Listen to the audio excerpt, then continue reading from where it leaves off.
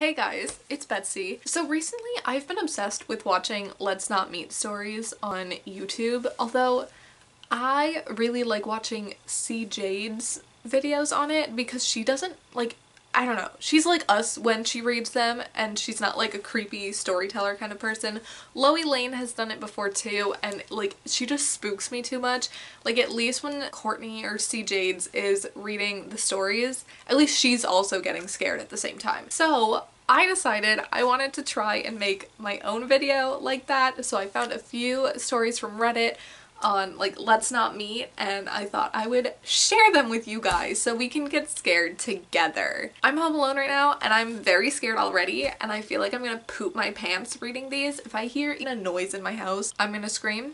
But yeah, let's read these stories. This first one is called To the Person Hiding in My Garage. This story takes place during my senior year of high school, when I still lived at home with my mom. It was a Saturday, so I slept in as any teenager does, and my mom left for work early that morning, so I had spent my day at home alone. I decided to do some cleaning around the house when I realized we were out of paper towels, so I went down to the garage to get them since that's where we kept the extra things. My mom lives in a 3-story townhome where the main floor is on the second floor and the first floor is just a small entryway at the bottom of the stairs and 2 doors. One is the front door and the other leads to the garage. So I walked down the stairs and opened the door to the garage, going to flip on the lights but realizing I didn't need to. The garage door was wide open and letting in a lot of daylight. Maybe to some this would be no big deal, but my mom lives in a not great part of town and is adamant about closing the garage door when she leaves. I remember feeling weird about it since it was so unusual, but chalked it up to my mom just not realizing it, or maybe something had rolled under the door so the automatic sensor kept it from closing completely and she drove away without realizing. I looked over into the dark corner of the garage where boxes were stacked and the paper towels were stored. For some reason, I couldn't get myself to walk over there and grab them. I do have a slight fear of the dark, so I figured that caused my sudden hesitation. I just stood in the doorway and pressed the garage door button on the wall and watched it close completely. I made sure nothing blocked it from closing and waited a good 10 seconds before leaving to make sure it was really shut this time. I switched off the light and walked back inside and locked the door to the garage. I took maybe 2 steps up the stairs before I heard boxes tumbling, scuffling of feet, and the audible sound of someone hitting their hand against the garage door opener, and then the mechanical sound of the garage door opening. I noped it up the rest of the flight of stairs, then just stood at the top step for probably 20 minutes, just shaking. It wasn't until my mom got home asking me why the garage door was open that I went back down. Other than my mom's car, now in the garage, it's completely empty except for the boxes in the corner where we store extra things for the house. I looked and saw that the boxes were toppled over. I had to explain to my mom the situation. I'm so glad my gut told me not to go into the dark corner of my garage, and to whoever decided to creep in there, ew, no, get away. That is so scary. I can't even imagine there's somebody being, like, I can't even imagine there being somebody that close to my house and like, oh. If she hadn't locked the garage door, do you think they would have like come inside? Like, what? Why were they in there? Okay, next one. Okay, this one is called Madness on the Motorway. One late night, about 1:30 a.m., I had left my boyfriend's house after a night of watching TV. My boyfriend lives in Birmingham and I lived in a neighboring area about 20 miles away, so I had to go on the motorway home. Always a lonely drive late at night, and I'm not a confident driver, so it wasn't something that I looked forward to. I had done this drive 3 times a week for at least a year, so it wasn't unusual for me. I'd crank up the late night talk show on the radio, and the time would pass quickly and uneventfully, especially at that time of night. I pulled out of my boyfriend's estate, and yes, I admit it, I mistimed the turn and accidentally cut a black Porsche up with tinted windows who was traveling about 50 miles per hour. The Porsche had to brake and get into the next lane quick to avoid a collision. I remember shouting as I knew it was my fault and hoped the driver wouldn't make an issue out of it. I was wrong. We were in adjacent lanes waiting for the lights to change, and suddenly his interior light came on.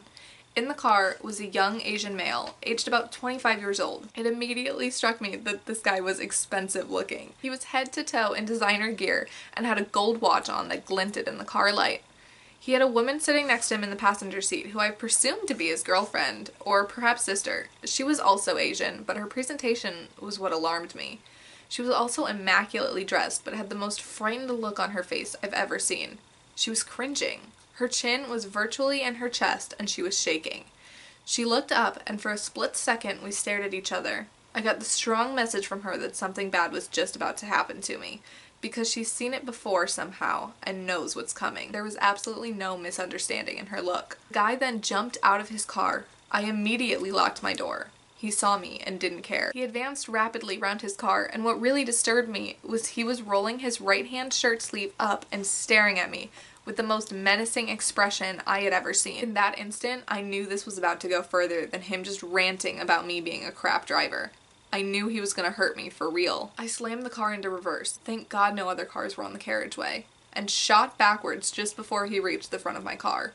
I shot back about 50 feet at 20 miles per hour, turned the wheel, and raced past him onto the dual carriageway, and away I went. I was absolutely petrified, but praying that was the end of it. I'd gotten away, and by the look on my face, he must have known he had actually scared me. Again, I was wrong. To my utter horror, I glanced into the rearview mirror, and he was back in his sports car and racing up the carriageway to catch up with me. My little car had no chance against his, and he was gaining with every second. To make matters worse, the carriageway was about 5 miles long in a straight run towards the motorway I needed to get on. At regular intervals, there was strictly enforced speed cameras and traffic lights to slow down the flow. In one way, this saved me though. Both of us always slowed down to 60 miles per hour as we passed through each camera. The guy must have been local. As I was ahead, I always got back a precious few seconds as he had to slow down as he went by. By now, we were close to the motorway and I was all over the place mentally. I was shaking and sweating. I didn't know what to do. I thought about just pulling over and having it out with him, but that girl's face was so strong in my mind, my gut instinct told me that was the worst thing to do. Who was this guy and why wouldn't he leave me alone? What was he going to do after making all this effort? I started to panic about getting on the motorway, where there was even more of a lack of people than on the carriageway, if he got hold of me somehow. We were approaching the final set of traffic lights before the motorway entrance. It was now or never.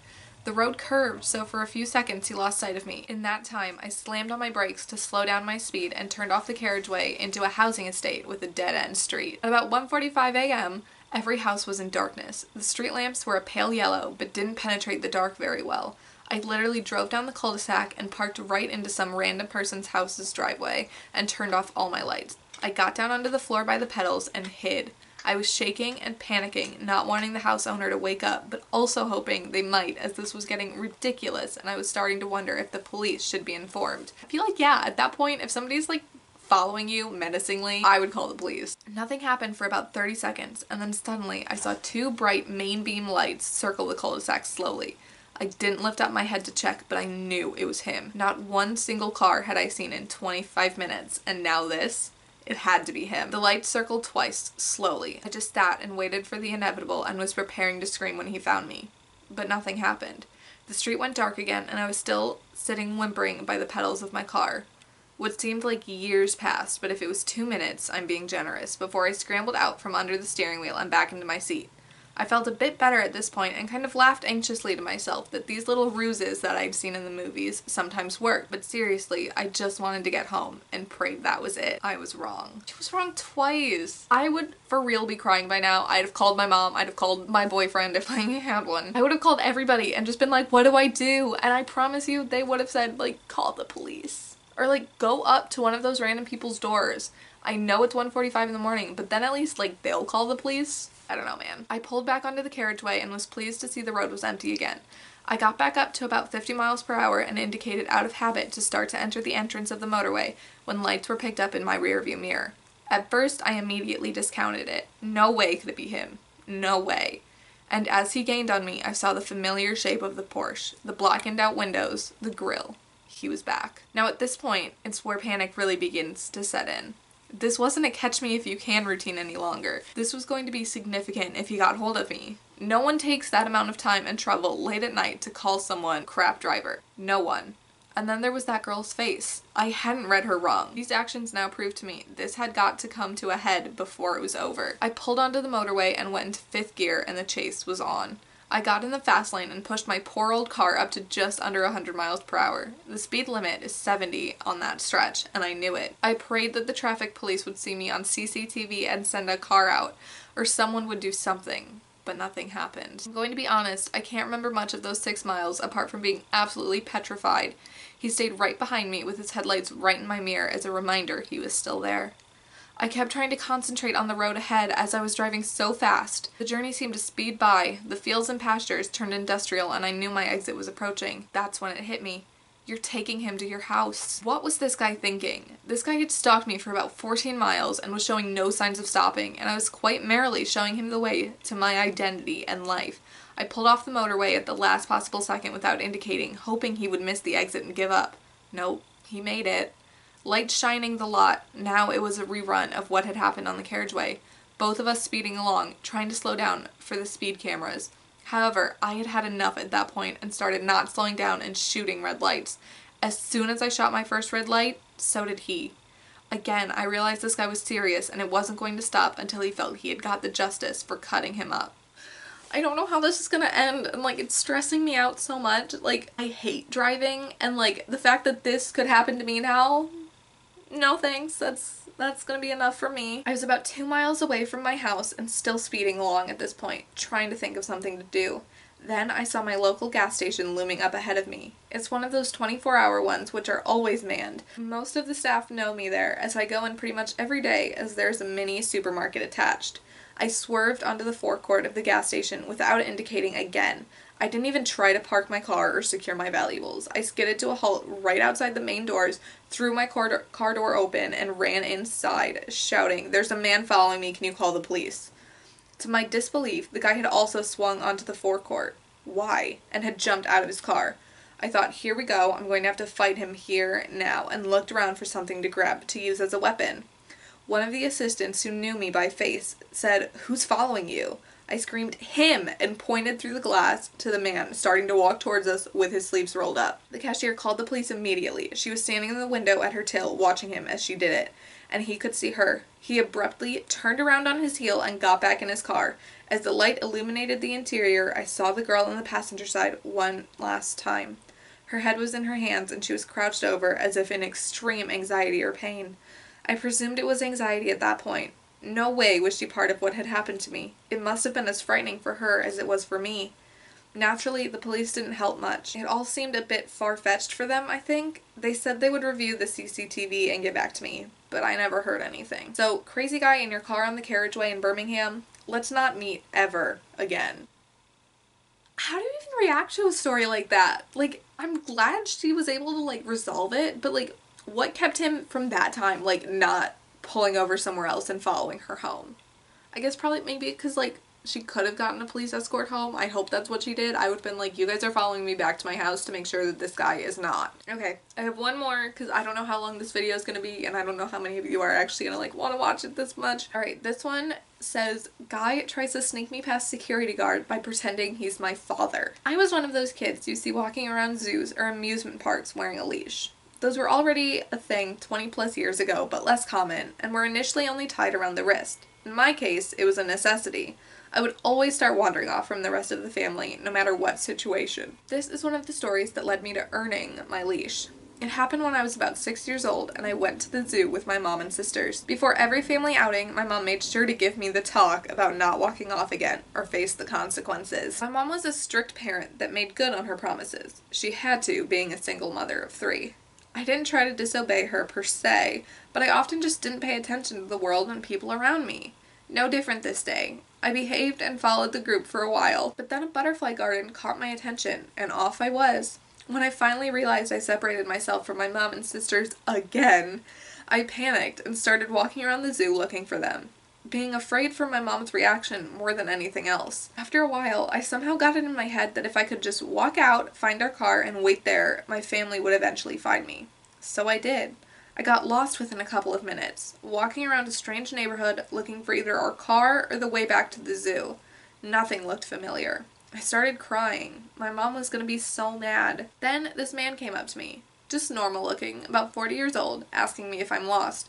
I explained I lost my family when we were visiting the zoo and I'm looking for my way back. I couldn't believe my luck when the man told me he had just come from the zoo and saw a family there standing near the entrance who were waiting for a little girl with blonde hair and a baseball cap. But it was still a few blocks away, so he proposed I walk with him to his car and we could drive the rest of the way back. Just the mention of his car finally made me hesitant. I told him I wasn't allowed to get in a car with strangers. My mom would be so mad. He then said something like, "That was true, but I looked smart enough to know if I could trust someone." Don't remember the exact words, but something like it. Also, he added, "He spoke to my parents earlier when they were looking for me, so he's not a complete stranger."